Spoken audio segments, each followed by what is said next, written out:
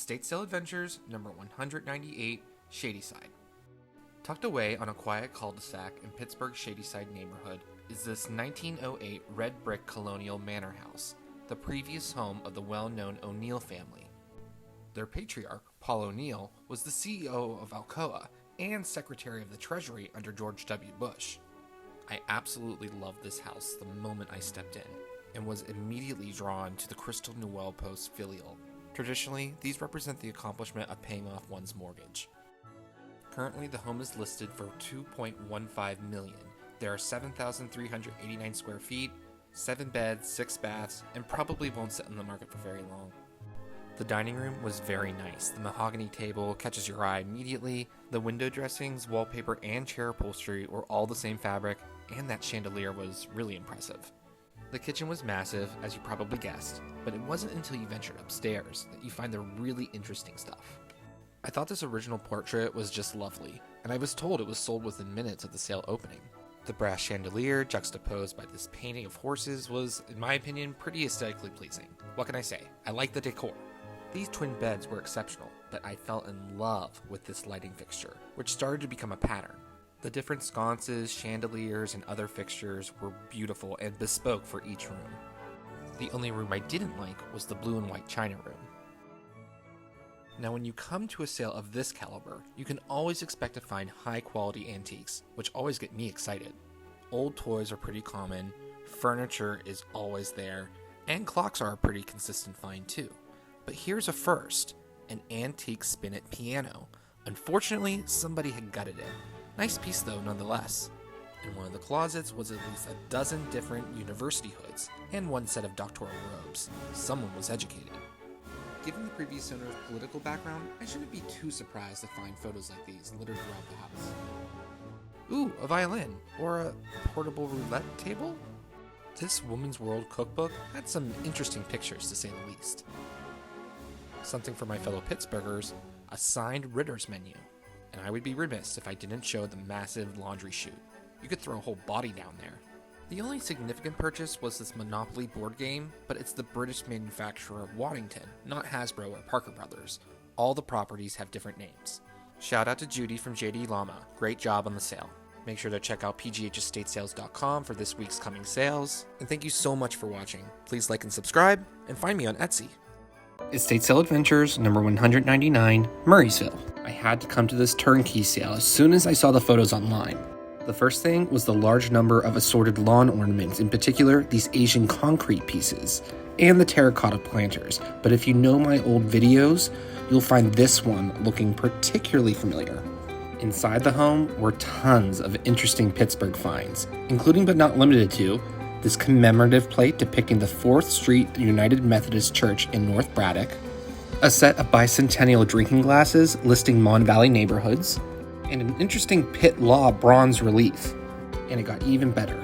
Upstairs was this functioning Philco Model 40, really good deal, a handsome collection of cufflinks, these pewter busts of Marx and Lenin, and here's a first, an Italian-made peace pipe. Stands about 2.5 feet tall. Not exactly something I'm in the market for, though. Moving on, number 200 in Murraysville is a milestone, so I do have something special. This N-size model train set, under glass and functioning. The people who bought it were overjoyed with the find. We geeked out for a few minutes taking pictures. Inside the home had some pretty decent finds as well. I inspected this Blessed Mother thoroughly, and the rosary around her hands was silver. Very tempting.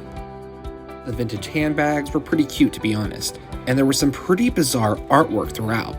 The cat art is a bit much for my taste. But I do like this illustrated pinup girl. I was very close to buying this model of a covered bridge from Lucerne, Switzerland, with a music box inside. Unfortunately, it didn't work. How apropos, given the news cycle.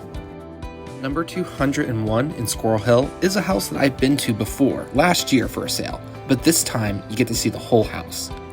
It sits right across from Murray on Wilkins, which is a great spot, and the interior of this home was beautiful to say the least. Full disclosure, I got there pretty late in the day, so it was pretty picked over. But the upside is seeing this very unique laundry chute in the attic. It's incorporated into the Newell post on the stairs. Now, I've been to hundreds of sales. This is a first. Last stop is number 202 in Greenfield. Done by a new friend, Jay Maslanka, this sale was as neat as a pin and had some beautiful depression furniture throughout. I love the stenciling throughout the home, the fixtures, and even the grandma aesthetic. This is the kind of sale that reminds you to never buy new. There is always better furniture for cheaper out there than in the store. I should also note the paint-by-number paintings throughout the house, at least a dozen that I could count. And of course, the obligatory pencil sharpener. Shout out to Turnkey and Jay Maslanka, as well as the other liquidators, for putting on such great sales.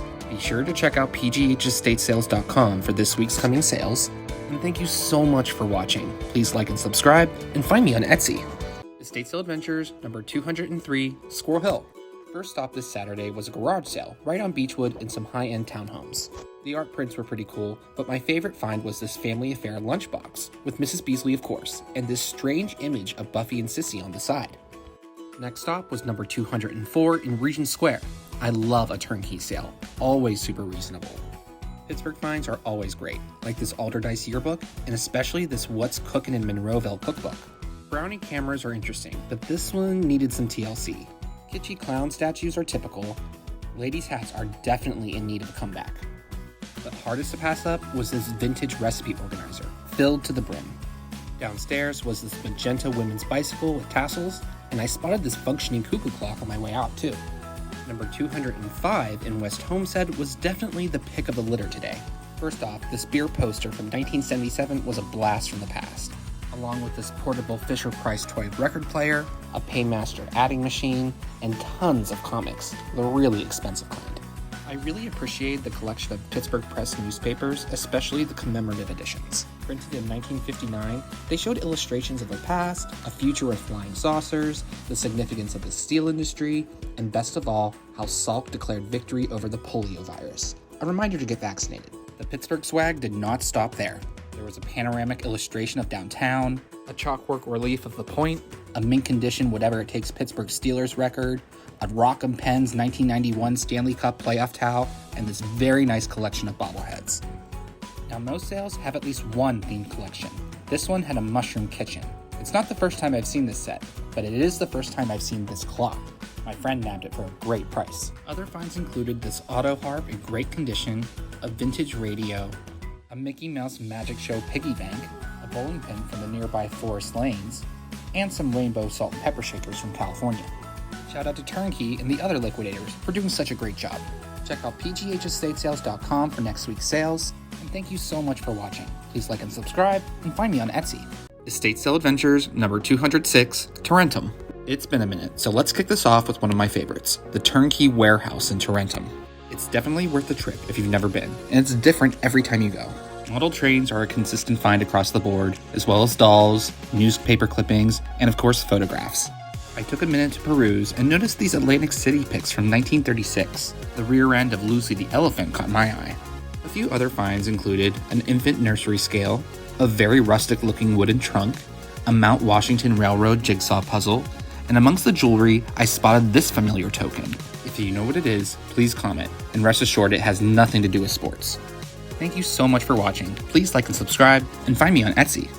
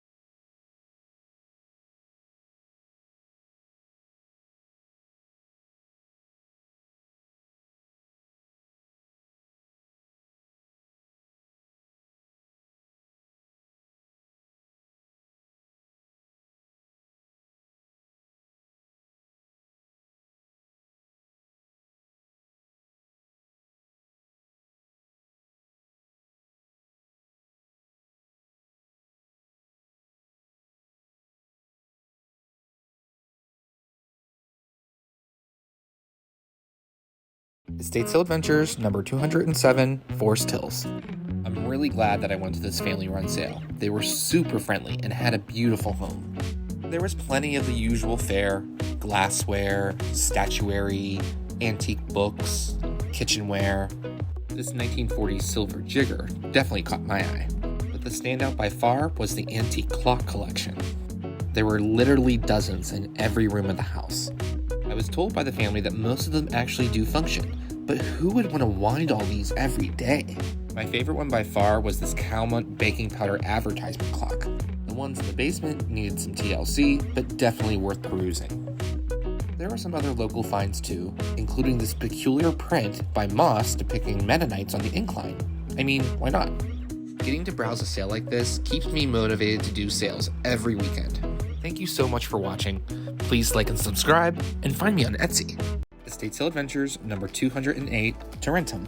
Lots of standout vintage at this turnkey sale, including but not limited to a beautifully hideous blue velvet couch, a set of yellow depression glass servingware, some anchor hawking, some porcelain statuary, and of course, plenty of local finds to boot. I spotted these frosted beer mugs commemorating the 4th of July in the nearby town of Brackenridge. As per usual, the best finds are in the basement. Lots more service and entertaining ware, including this decanter set, a Fisher-Price toy cash register that's seen better days, and two bizarre firsts for me: a Miracle Therapy Corp back heater, and this strange hemp body massager. It was definitely a conversation piece between the patrons. Now, this one stumped me. I know this is a deer, but what the hell is this? Shout out to Turnkey for this amazing sale. Check out pghesstatesales.com, and thank you so much for watching. Please like and subscribe, and find me on Etsy.